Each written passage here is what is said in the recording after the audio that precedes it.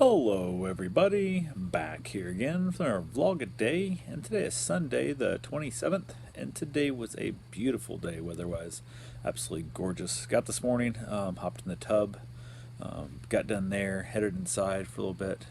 Karen and I kind of just hung out for a little while, nothing major. She decided to make waffles and bacon for breakfast. We were watching, there's a show we've been watching called Casual, and there's a very important waffle maker to him. I think was one of the reasons that made her realize that shit, we have a waffle maker. I should make waffles. So she ended up making waffles for us. Had a great little breakfast there. Played some pinball on the new pinball machine I got her. Hung out a little bit. Got a few things done here and there, nothing real major. Decided to take the motorcycle out for a little bit, so we jumped on the bike. It was a little chilly for that. It is what it is. It was not horrible, but it was definitely, I wouldn't want to go very far. The only thing we did is took the bike down to look at the new house, or I guess a house that we are looking at for an open house type setup. I are viewing, I guess we had scheduled with our agent. Walked around the place. I've been by there a couple times and stuff, and it's vacant, so it wasn't like I was encroaching on anybody. But we got in the place. The door lock was stiff. She couldn't get it open. She was afraid she was going to break the lock off, so she opened the lock box, gave me the key, and I had to open the house, which was kind of funny. So we got in the place, looked it over. It's an amazing lot. The lot is phenomenal upon so many levels. The house itself is nice. It's got a nice layout. There's some weird things they've done. They put like a accent wall, they called it, like a focus wall, and it's just tile. It's like 1 by 1 tile, same tile matches outside patio area. It's kind of a strange looking thing, which is really dumb, because if you want to mount something like hang art there or some shit, you can't just drive a nail in. You're gonna have to drill it, tap it, and basically put a anchor of some sort in there. It's like you're trying to hang something in like a shower wall, which is weird. So definitely sucks, because if you move things, you can't just patch it up a little bit of with a little bit of putty and paint over it, because now you got this big hole in your tile. So most likely that'll probably come down if we get the house, but it is what it is. Giant big living room, room for pinball machines. The kitchen's nice-ish. It's nicer than ours, but it's not perfect by any means. They apparently must have had like 10,000 coffee mugs, because there is little hooks hanging from the overhang, the range vent. Like there's tons of them on it. It's like an RV looking type setup, like you'd see. Just it felt strange. So a lot of little fit and finish pieces that were not done to high standards. Overall, the house was fairly well done, but not phenomenal by any means. So it is what it is. Split floor plan, 3 bedroom, 2 bath. The master bedroom is massive. It's huge. It's got a small little closet in the bedroom. It's got a couple little linen closets you walk in. It's got a separate sink, toilet, shower, and then it's got another big giant like changing, like a dressing room with a counter and a sink and like a makeup bench there. Then you turn the corner and you go on down through, and you're in a walk-in closet. So it's massive space there. Like it's actually kind of a bit of wasted space, because like you don't need that big of a dressing area kind of thing, but it is what it is. So definitely kind of some wasted space in the process. Bedroom has 3 windows in it, so it's nice. You get some air, cross air vent going through, which would be nice.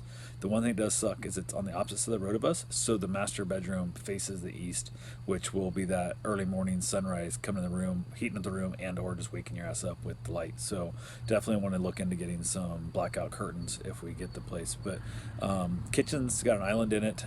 It's got a nice little setup there. It's got a 2-car garage that needs a ton of work. The garage can be gutted and started over.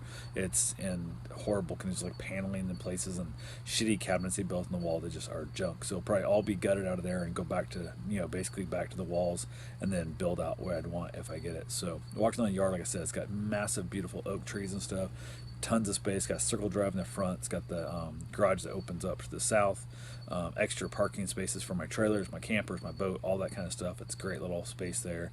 And the yard needs all new fencing. And they did not take care of the yard maintenance at all. Like it's all overgrown. It looks like crap, which helps to show the house crappily. So I'm hoping it'll keep the offers down lower. We'll see what happens. We did go ahead and put an offer in tonight.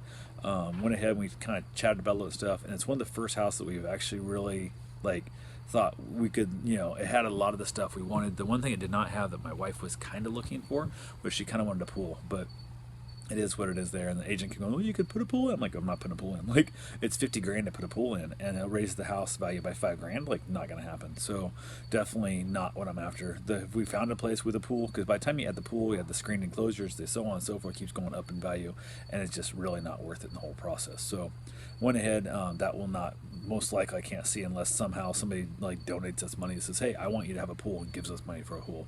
Otherwise we'll spend it on a different property or something else in that process. But got our offer put in. Talked to my lender. Talked to Brian. He sent over a cover letter, approval letter. It says pre-approval, but you're not pre-approved. You're approved or unapproved. So it's like preheating your oven. You can't do it. So went ahead, forwarded that on to the agent.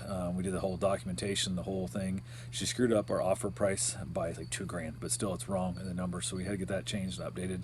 Got it all signed and sealed and delivered. It's all in. It's all done. Now all we have to do is just basically wait for it to see if it gets approved. I think the deadline on it's the 29th. They're supposed to give us an answer. Shouldn't be that hard for them. It's an investment house. They've only had it since February. Came in, they did some work, did all new floor in the whole house. Carpet, unfortunately, a lot of the rooms.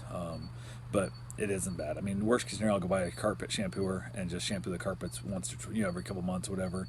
With the dogs and stuff, it's kind of a pain in the butt. But it'll keep the sound down a little bit, especially that big giant open floor plan.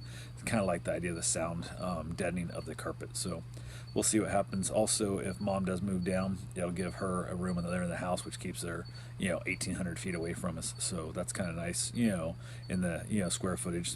I think ours is like 1,350 or some junk now. So we're picking up another 500 square feet, and we're losing a bedroom, which means all the bedrooms got bigger, which is really kind of nice. So definitely excited about that part. So we'll see if we get the offer. Sounds like they talk like they might have multiple offers coming in, but we have no idea if they're going to just accept one or if they'll come back and at least counter offer to us or give us a chance to work. Probably we got another 15 grand to work with if we had to, that we could possibly go up to, but I don't think I want to get into a bidding war with somebody because I don't fall in love with stuff. I won't do it. So it is what it is there, and definitely just keep looking if we don't get it. So we're kind of in that nerve-wracking, it's kind of scary when you're basically, sign your name to initials, something you're dropping $250,000 in debt on this damn thing. Not quite. By the time you figure deductible or down payments and whatnot and stuff, by the time you add closing cost stuff, it's really damn close. So it is what it is. But it's kind of one of those scary ass things. But that'll mean I got to start busting my ass. We're gonna try and we offered to close within 30 days. We're already approved, not pre-approved. We already have our approval. We're conventional. We're not VA. We're not FHA. We're not that kind of junk. So we've got all that figured out. So it should be able to go. Brian said we should close in 30 days. Would not be a problem with his getting the money to us. So that would be a good thing there too. So that'll help put money in their bank account sooner, which after 8 months or 9 months, 10 months now they've had the house, I think it is, they probably want some money. I don't know how much money they got in the bankroll, but every month that thing sits there, it's the operating costs. Like they're paying tax on it, paying utilities on it, they're paying all the stuff that adds up, and they're not making any interest or nothing on that money. So as soon as they get that money in their bank, they can either go buy another property or they can do what they want to do. So there's no emotional to this house. Like I said, so we don't have to worry about buying grandma's memories or nothing. So that's always a good thing too. So definitely kind of cool. I can get my ass in there. I got a couple things I want to do. I want to paint some stuff and change out a couple cabinets real quick, and then we can move our ass in there, and then I can start tearing this place apart and remodeling it to either put it on the market for sale and for rent. Whichever one happens first is what we will do. So, and who knows, if we get it rented and still up for sale for a little while, it's supposed to buy it, just let them buy it with the contract on the rental. They just have a 1 year lease or 2 year lease or whatever we signed, that maybe somebody wants it for an income property, already has a renter in it and already set up and going. So that might help also sell the price of the house, because if I was trying to buy a house that was going to be a rental only property investment for me, and it already had a renter in it, I can turn that lease over and it counts as income, so you qualify now for a better loan, for more money to be able to come in to be able to buy a bigger, better house. So that's a very good possibility for somebody who wants to make this into a rental income. And we like the idea of letting that happen, because then we can let this rent payment make the payment on the new house.